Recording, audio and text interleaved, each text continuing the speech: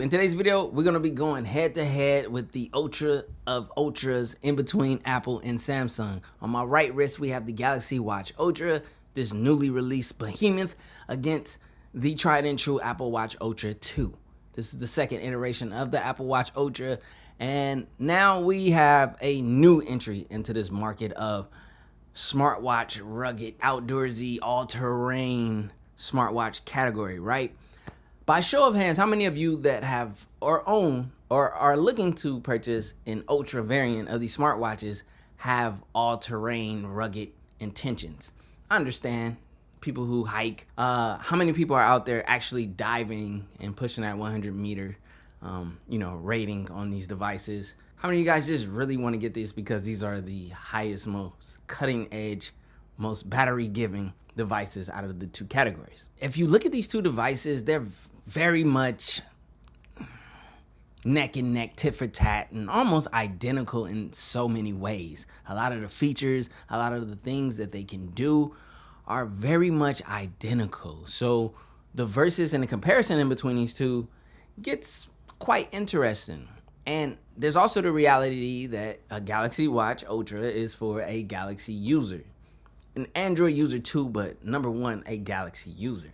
And an Apple Watch Ultra or Apple Watch Ultra 2 is for an Apple iPhone user. Now, both of these devices have LTE, so honestly, you can use them standalone, separated in a sense, but honestly, if you have their device within their ecosystem, setting it up, keeping up with the features, changing settings, it's a lot easier and a lot more convenient as well. All right, let's start off with how very much and almost equal these are in design, in sizing and weight. There's not much of a separation in the sense that as far as weight goes, they're almost identical in weight. As far as dimensions go, they're very much similar. The Galaxy Watch Ultra goes for a more squared design, so it's wider, while the Apple Watch goes for a more rectangular design, so it's taller, but both are packing a lot of millimeters either way you look at it. And ironically, when it comes to thickness, the Apple Watch Ultra is actually the thicker of the two. So for me personally, the weight distribution is totally different in between these two devices. Even right now, as I'm wearing both of these devices, I can feel the difference in the weight distribution. For whatever reason, although the Apple Watch Ultra is a heftier, slightly heftier, and technically heavier Ultra watch, it wears its weight distribution extremely well. I don't know what the internals within the Galaxy Watch Ultra are, but the weight distribution is not as similar. And for those of people gonna be running, oh my God, you're skinny. I'm a slender player, but that doesn't stop me from being able to wear an Ultra watch comfortably. You know what I mean? And there's a lot of people out there who may resemble my wrist size, which is approximately 6 inches, or my frame, and may want to know. So everyone else, relax, bro. We all come in different shapes and sizes, player. But don't let the slenderness fool you. I can throw weight. People talk about hit the weights and stuff. I'm actually quite athletic and in shape, and I probably could throw more weight than you expect. So that's not my reasoning for when I speak of the heft and the weight distribution of the Galaxy Watch Ultra.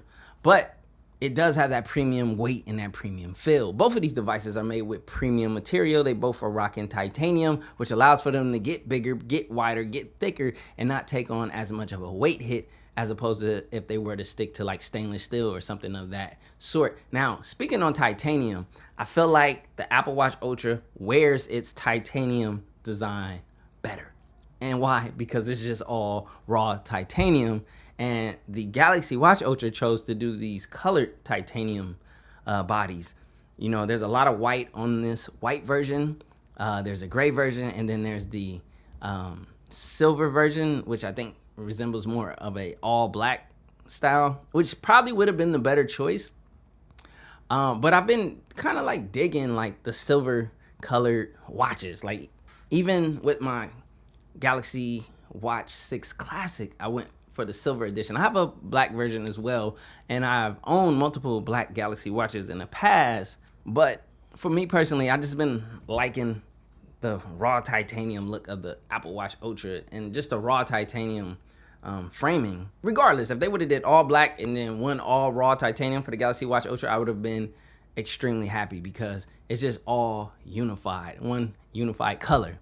Now, some people are gonna be like, these are meant to be fitness and athletic trainers. And just because of that doesn't mean you have to take on such a colorful and, to me, not so,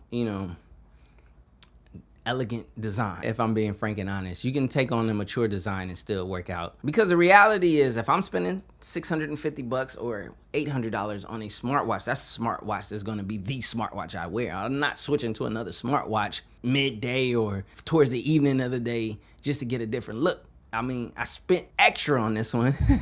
I should be able to wear it extra. You know what I mean? The battery life that I'm paying for, that I'm getting in this larger, ultra variant, is the reason. So I should be able to dress it up and wear it all day, all purpose. You get what I mean? So in that regard, I feel like the Apple Watch Ultra and Ultra 2 have a better design. They wear better in the sense of it's more versatile and more, mature. Now, continuing on the conversation of design, let's talk about these screens. The screen on either one of these devices is absolutely phenomenal. It's extremely bright, extremely clear, extremely crisp, nice and pixel dense. The only thing about the, Galaxy Watch Ultra is the screen did not improve over any previous Galaxy Watch. It's the exact same screen that we can get on the Galaxy Watch 6 Classic. No improvement in sizing. Yes, an improvement in the overall nits and brightness, but you didn't get more. But yet you pay more. In the sense of the Apple Watch Ultra and Apple Watch Ultra 2, the screen got bigger. So not only am I getting a brighter, better, bigger screen, it's actually a different screen, if that makes sense. Now, if you're gonna pay $650 in comparison to where you can spend $4 something, $3 something, especially nowadays with it on sale, why would I spend the $650 if I'm getting the exact same OLED panel? But I will say this, I love the screen. I love the AMOLED that Samsung makes. Some of the best panels, period. Even if you are getting the same size screen, it's still one heck of a beautiful screen. So another discussion I actually want to give a lot of props to Samsung on is their design for their Watchband quick release system. It's one of, if not the best smartwatch quick release system design I've seen. I really do like it. Press the button, it unlatches, clicks in super easily. It's actually easier than Apple Watches, but the Apple Watch band system has been the same and the easier up until this point, all of these years. So the plus side of that is that there's a lot more bands on the market that you can use with these Apple Watch Ultras. And the system is still a really good and easy to use system. I just have to give props to how great the Galaxy Watch system is now with this Ultra. And I honestly think that they should take this Watchband quick release system and put it among their entire lineup. If the next classic Galaxy Watch does not have this watch band system, I will be upset. If the next regular Galaxy Watches do not adopt this band system, I will also be upset. It's that good. Now, bands. So, Apple Watch terms, I have a lot of bands that I switch out of that I've purchased over the years, and I can actually cross use. Like, I got this band with my gold stainless steel Apple Watch, and I use it with this Apple Watch Ultra, and it looks great. Like, when I had that on there, the swag was on point. A lot of people wanted it. I think I sold out Amazon stock. You're welcome, Bezos. And then you have these comfortable bands. There's so many bands. These are just a couple of my favorites that I swap into my Apple Watch Ultra, and I appreciate and love these. The magnetic leather one, when I want to get that leather, elegance. The solo braided loop when I just want comfort. And then the titanium. This is my all-around everyday band right here. It's metal. It has that nice, traditional watch band look, but it's also extremely light. Now, when we get into the Galaxy Watch Ultra, you guys can see I'm rocking this Milanese band that I've added, third party. Love it. This is my comfort band. And then I have a more traditional band that I swap into with this nice, Galaxy Watch band system that I love. Samsung, keep it up. Put this on every Galaxy Watch going forward. But this gives it a different style, a more traditional look. It's heftier, but this is my comfort one. This is probably my favorite so far. I got more coming. I also have a solution for those of you who have the 20mm bands and are bummed out. You will be saved, possibly. There's something coming in the mail. I'm gonna show it to you guys when I do my, custom watch band and watch faces, possibly video once everything catches up. From a design perspective, between these two devices, like everything is tit for tat. You know what I mean? You do get a larger OLED panel with the Apple Watch, so there technically is a bigger screen, 1.92 inches, I believe, versus the 1.5. So if that's something that's a deciding factor for you, it may be, this one's brighter and this one's bright enough. How much brighter does the panel need to be necessarily? So, you just gotta think about some of the things that like weigh in between these two for you. I know there's the whole ecosystem argument, and we'll talk about that in a second, but yeah, both of these devices are heavy hitters in their own regards within their own, ecosystems. I kind of spoke about it. Let's talk about it. Battery life, battery, sizing. The bigger battery is on the Galaxy Watch Ultra, but the odd thing about this battery size is it's not a new battery size, right?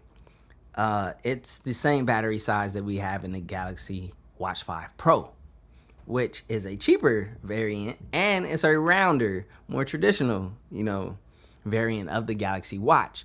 So if battery is what you're seeking, but you don't want to spend the extra crazy money, you can go with the Watch 5 Pro. Battery life on there was nice. It was really good. The difference between these two in terms of battery and just overall is the latest technology with their later 3nm chipset. The lower the nanometers initially, the more efficient the device, but there's also more going on in here. So the 3nm in here may just honestly be balancing the offset of all of those extra components and extra power draws. So battery is really good in here for some. I'm seeing some people saying it's not so good. There's different type of users. Battery life is always extremely subjective to the user and your lifestyle. What do you use this watch for? Are you biking, going crazy, and then you still running, and then you're hitting weights and all in one day, and then you go take a dive, and that's your normal every day, Or if you're just a more active, more heavy, smartwatch user, maybe the battery is not impressive for you. With the Apple Watch, the difference is, as far as the Ultra versus the regular Apple Watch, is that the battery sizing actually increased. So there's no other variant outside of the Ultra that could give you the same battery size as the Apple Watch Ultra, separating it even more from its other, lower tier, quote unquote, or its other, offerings. Not so much with the Galaxy Watch Ultra. That's why I pointed out the fact that the Galaxy Watch 5 Pro offers the same battery size, just not the same technology. As far as the Apple Watch Ultra goes and the Apple Watch Ultra 2, this is the best battery life on any Apple Watch. So that's a significant plus in comparison to its other devices, which have been optimized extremely well. The regular Apple Watch of the last gen was really good as far as battery life goes, but this is the best Apple Watch battery life. As far as the Galaxy Watch Ultra goes, I can say that it's similar. I can say that for me, 2.5 days with this device, but it's strongly and easily a 2-day watch battery for me. Same goes with the Apple Watch Ultra, 2-day watch battery, which with confidence. You know what I mean? 2 days with confidence, meaning that I could get to the third day, but that third day, I'm definitely gonna need a top up. Either way, on both sides. So then there is platform between these two devices. You have Wear OS in conjunction with One UI equaling the platform of the Galaxy Watch Ultra. A new chip this year at 3nm, and it's one of the best Android smartwatches on the market and one of the best Android platforms on the market, which is the reason why Google is even pairing themselves with Samsung. Samsung has a nice UI. I mean, even though I'm not the biggest fan of the digital crown, which you have to turn on, by the way. That was my issue in the other video. I had to go in and activate one of the most iconic and known features of a Galaxy Watch, but hey, I guess it is what it is. So the digital crown navigation, the tiles, the UI of One UI is what makes Galaxy watches so significant and so ideal and so appreciated by me and the fans of these watches. So it's a great platform. And it's also gotten better with the inclusion of Wear OS, which includes the Google Play Store and all of those apps, which I hope Watchmaker is included. Let me just throw that out there. Whether it's the Google side or the Samsung side, I need Watchmaker turned on. And then we go to the Apple Watch Ultra, which is the, latest Wear OS and latest, Apple Watch chip. The Apple Watches and the Apple Watch platform has been the leading smartwatch platform in the world. And it's for good reason, because they've been well developed. They've been very well, optimized. They've been very well supported by a lot of apps. It just has a platform where the app support is so massive. It's also a platform where everything is just well optimized and inclusive within the ecosystem, which is the ecosystem, the only ecosystem that it falls within. It integrates extremely well in that regard. The Galaxy Watch Ultra also integrates well into its ecosystem of Galaxy devices, which is why I say that this is a Galaxy device first and then an Android device second. There is an Android app that allows this to be used on other devices. I use my Watch 6 Classic with my Pixel Fold for a long time. When I was running the Pixel Fold, I actually was just back on the Pixel Fold before the S24 Ultra, and then now we're into the Z Fold 6. So, even when you get into the nits and bits as far as the Wi-Fi chips, the Bluetooth, the military rating, the dive ratings, the, water resistance, all that stuff, it's all neck and neck. It's all very much, the reality is the Apple Watch Ultra was the first Ultra watch to hit the market. It shook up the market. It did extremely well. Samsung saw that. They raised their eyebrow. They said, let me take a look at this. And they built off of that, without a doubt. And there's nothing wrong with that, because they offered their users their own proprietary, Ultra watch with a lot of, if not all of, what's offered on this side. There's so many different similarities and so many offerings that cross, collide and are on, I guess, equal tier offering on both of these devices. So it's really hard to say one over the other as far as features and GPS connection and all of these different things. You're going to have to really dive into them if you are actually using all of those other things and figure out which one may have an edge up over the other. Now, there is price. Obviously, $650 versus $800 is a different price point for sure. And, whether either of these are even worth their price point is completely subjective to you and your pocketbook and your budget. So, we won't go back and forth there. Obviously, the Galaxy Watch Ultra is a better price device than the Apple Watch Ultra as far as it's cheaper. And whether or not the Apple Watch Ultra is worth that price premium to you is up to you.